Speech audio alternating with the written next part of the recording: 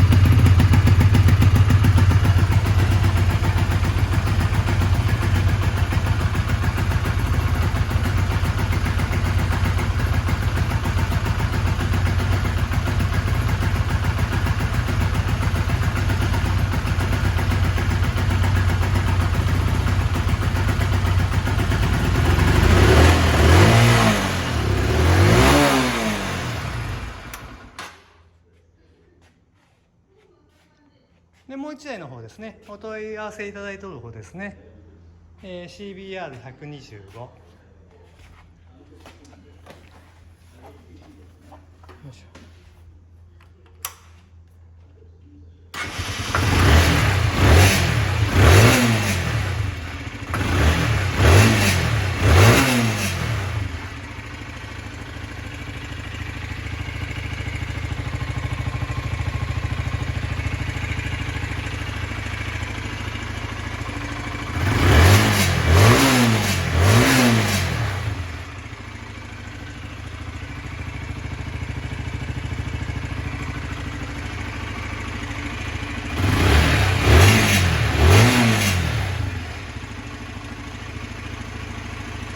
こんな感じで、調子よく、膨れ上がります。でご注文いただいてからですね、また納車整備、試乗をしてですね、しっかり仕上げますんでね、しっかり楽しんで走って、くれると思います。今ですね、観覧の方ですね、車両の観覧もですね、電話での先行っていうんですかね、先にですね電話で受付をしていただいてからですね、また後日ご来店いただいて見てもらうという形になっております。そのね